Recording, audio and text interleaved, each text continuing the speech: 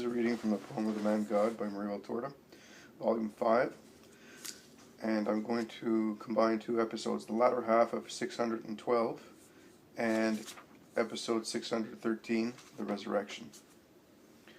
You can put here the prayer of last year, the lament of this Passover dawn, dated the 21st of February 1944, leaving it exactly as it is, because no change is to be made to it. Jesus, Jesus, are you not coming back yet? Your poor mother can no longer put up with the idea that you are lying dead over there. You said it, but no one understood you. But I understood you. Destroy the temple of God, and I will rebuild it in 3 days. This is the beginning of the third day. Oh, my Jesus, do not wait till it ends to come back to life, to your mother, who needs to see you alive in order not to die remembering that you are dead, who needs to see you handsome, healthy, triumphant, in order not to die remembering you in that state in which I left you. Oh, Father, Father, give me back my son, that I may see him come back as a man, and not as a corpse, a king, not a condemned man. Later, I know he will come back to you in heaven, but I shall see him cured of so much evil. I shall have seen him strong after so much weakness. I shall have seen him triumphant after struggling so much. I shall have seen him God after so much humanity suffered on behalf of men. And I shall feel happy, even if I lose the possibility of being near him. I shall know that he is with you, Holy Father. I shall know that he is forever free from sorrow. Now, instead, I cannot forget that he is in a sepulchre, that he is there, killed, because of all the sorrow they have given him, that he, my Son God, is sharing the destiny of men in the dark of a sepulchre, he, your living Son. Father, Father, listen to your servant. Because of that, yes, I have never asked anything of you for my obedience to your will. It was your will, and your will was mine. I did not have to exact anything for the sacrifice of my will to yours, Holy Father. But now for the sake of that yes that I said to the messenger angel, O Father, listen to me. He is now free from tortures because he accomplished everything with the agony of 3 hours after the tortures of the morning. But I have been for 3 days in this agony. You can see my heart, and you hear its throbs. Our Jesus said that no feather falls off a bird without you seeing it, that no wildflower dies without its agony being consoled by you, with your sunshine and your dew.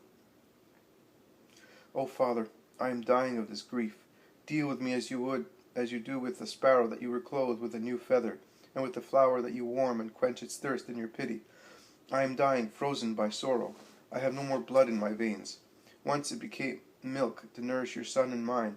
Now it has all turned into tears because I have no son anymore. They have killed him. They have killed him, Father, and you know how. I have no more blood. I have shed it all with him on Thursday night, on the sorrowful Friday. I am as cold as one whose veins have been severed. The sun no longer shines for me because he is dead. My holy Son, my blessed Son, the Son born of my womb for the joy of his mother, for the salvation of the world. I have no more refreshment because I no longer have him, the sweetest fountain for his mother, who drank his word, who quenched her thirst with his presence. I am like a flower in dry sand. I am dying, Holy Father. And I am not afraid to die, because he is also dead. But what will these little ones do? A little herd of my Son, so weak, so frightened, so fickle, if there is no one to support it. I am nothing, Father, but by the desires of my Son, I am like a formation of armed men. I will defend his doctrine and his heritage, as a she-wolf defends her wolf cubs. I, a ewe lamb, will become a she-wolf to defend what belongs to my Son, and consequently what is yours. You have seen it, Father. 8 days ago this town stripped its olive trees, stripped its houses, stripped its gardens, stripped its inhabitants, and became hoarse, shouting, Hosanna to the Son of David! Blessed he who comes in the name of the Lord! And while he was passing, walking on carpets of branches, of garments of clothes, of flowers, the citizens pointed him out to one another, saying, He is Jesus, the prophet from Nazareth in Galilee. He is the King of Israel.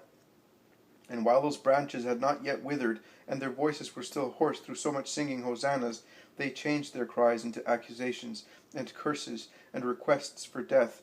And of the branches cut off for the triumph, they made cudgels to strike your Lamb, whom they were taking to his death.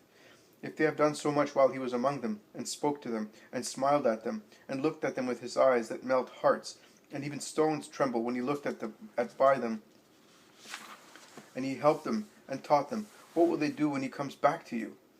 His disciples, you have seen them. One betrayed him, the others ran away. He was no sooner struck that they ran away like cowardly sheep, and they did not even stay around him while he was dying. One only, the youngest, remained. Now comes the elder, but he already denied him once. When Jesus is no longer here to watch him, will he persist in his faith? I am a non-entity, but a little of my Son is in me, and my love supplies what I lack and annuls it. So I become something useful for the cause of your Son, for his church, that will never find peace, and needs to strike deep roots in order not to be uprooted by winds. I am the one who will take care of it, like a diligent gardener. I will watch that it grows up strong and straight in its dawn. Then I shall not be worried about dying. But I cannot live if I remain any longer without Jesus. O Father, you have abandoned your Son for the welfare of men, and then you have comforted him, because you have certainly received him on your bosom after his death. Do not leave me any longer in abandonment. I suffer it and offer it for the welfare of men, but console me now, Father. Father, mercy, mercy, Son, mercy, Divine Spirit. Remember your Virgin. Later, prostrated on the floor, Mary seems to be praying with her attitude as well as with her heart. She is really a poor, crushed thing. She looks like that flower, parched to death, of which she has spoken.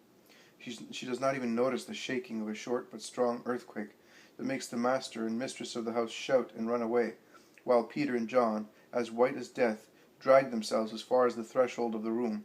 But as they see her absorbed in her prayer, inattentive, unaware of what is not God, they withdraw, closing the door, and frightened as they are, they go back into the supper room. The Resurrection. This was written on the 1st of April, 1945. I see again the joyful and powerful resurrection of Christ. In the kitchen garden, all is silent and glittering with dew. Above in the sky is becoming a clearer and clearer sapphire shade, after leaving its dark blue hue studded with stars that through the whole night had watched over the world. Dawn is driving back from east to west these still dark zones, like a wave that during the high tide advances more and more, covering the dark beach and replacing the gray shade of the damp sand and of the reef with the blue sea water. A few little stars do not want to die yet, and peep more and more faintly through the wave of the white greenish light of dawn, a white shaded with gray, like the leaves of the drowsy olive trees that form a crown on that not far away hillock, and then it is wrecked, submerged by the wave of dawn, like land overflowed by water, and there is a star less, and then another one less, and another one, and another one. The sky loses its herd of stars, and only over there to the remote east, 3, then 2, then 1 remain to contemplate that daily wonder, which is the rising dawn.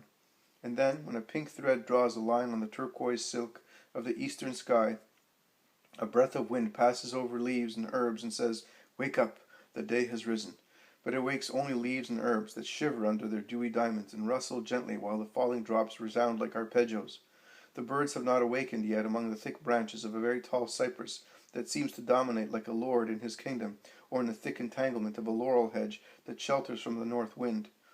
The guards, weary, cold, sleepy, in various postures, are watching over the sepulchre, the stones of which has been reinforced around its edge, as if it were a buttress, with a thick layer of lime, on the opaque white of which stands out the large rosettes of red wax of the temple seal, impressed with others directly on the fresh lime. The guards must have lit a little fire during the night, because there are ashes and half-burnt firebrands on the ground, and they must have played and eaten, because scattered around there are remains of food and some small, clean bones, which have certainly been used for some game, like our dominoes or our children's games of marbles, which are played on a coarse board traced on a path. Then they became tired and left things as they are now, and they tried to find more or less comfortable postures to sleep or to keep watch. In the clear sky, where to the east there is now a completely rosy zone, which is spreading out more and more widely, but where, however, there are no sunbeams as yet, a very bright meteor appears, coming from unknown depths, and it descends like a sphere of fire, of unsustainable splendor, followed by a glowing trail, which perhaps is nothing but the persistence of its brightness in our retinae. It descends at a very high speed towards the earth, shedding such an intense, phantasmagoric light, frightful in its beauty, that the rosy light of dawn vanishes, outshone by such white incandescence. The guards, astonished, raise their heads, Also because with the light there comes a mighty, harmonious, solemn rumble that fills the whole of creation with its roar. It comes from heavenly depths. It is the Alleluia, the angelical glory that follows the Spirit of the Christ, which is returning to his glorious flesh. The meteor clashes on the useless closure of the sepulchre, tears it off, throws it on the ground, and it strikes with terror and noise the guards placed as jailers of the Master of the universe, producing with its return to the earth a new earthquake, as it had caused one when the Spirit of the Lord fled from the earth. It enters the dark sepulchre that becomes all bright with its indescribable light, and while it remains suspended in the still air, the Spirit is infused again in the body, motionless under the funereal bandages. All this takes place not in a minute, but in the fraction of a minute. So fast have been the appearance, descent, penetration, and the disappearance of the light of God. The I want of the divine Spirit to its cold body is noiseless. It is uttered by the essence to the immobile matter, but no word is perceived by the human ear. The flesh receives the order and obeys it with a deep sigh. Nothing else for some minutes. Under the sudarium and the shroud, the glorious body is recomposed in eternal beauty. It awakes from the sleep of death. It comes back from the nothing in which it was. It lives after being dead. The heart certainly awakes and gives its first throb. It propels the remaining frozen blood through the veins, and at once creates the full measure of it in the empty arteries, in the immobile lungs, in the dark brain, and brings back warmth, health, strength, thought. Another moment, and there is a sudden movement under the heavy shroud. It is so sudden that, from the moment he certainly moves his folded arms to the moment he appears standing, imposing, splendid in his garment of immaterial matter, supernaturally handsome and majestic, with a gravity that changes and elevates him, and yet leaves him exactly himself, the eye has hardly the time to follow the development. Now it admires him, so different from what the mind remembers, tidied up, without wounds or blood, only blazing with the light that gushes from the 5 wounds and issues from every pore of his skin. When he takes his first step, and in the movement the rays emanating from his hands and feet halo him with beams of light, from his head haloed with a garland made with the countless little wounds of the crown, but they no longer bleed, but only shine to the hem of his tunic, when, opening his arms that were folded across his chest, he uncovers the zone of very bright luminosity that filters through his tunic, inflaming it like a sun at the height of his heart.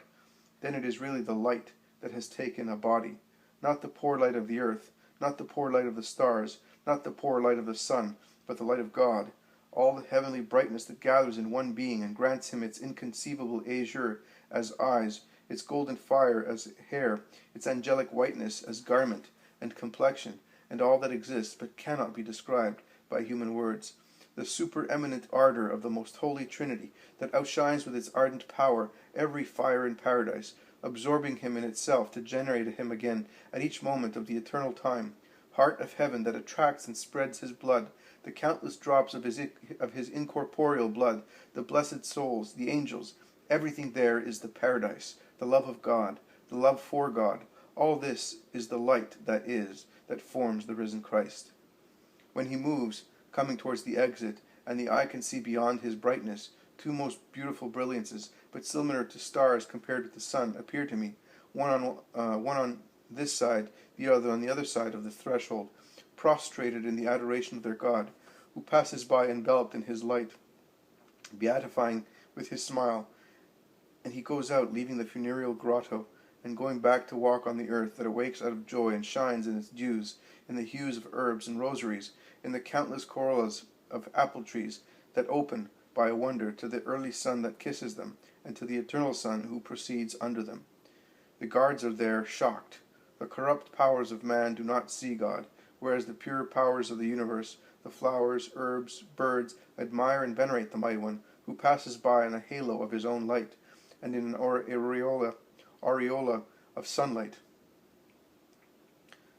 His smile, his eyes that rest on flowers, on dead branches, that look up at the clear sky, everything becomes more beautiful, and more soft, and shaded than a silky rosary are the millions of petals forming a flowery foam on the head of the conqueror, and brighter are the diamonds of the dew, and of a deeper blue is the sky, reflecting his refulgent eyes, and more joyful is the sun, that with gladness paints a little cloud blown by a light wind, that comes to kiss its king with scents stolen from gardens and with caresses of silky petals. Jesus raises his hand and blesses them, while the birds sing more loudly and the wind carries its scents. He disappears from my sight, leaving me in a joy that cancels even the slightest remembrance of sadness and sufferings and hesitancy for tomorrow.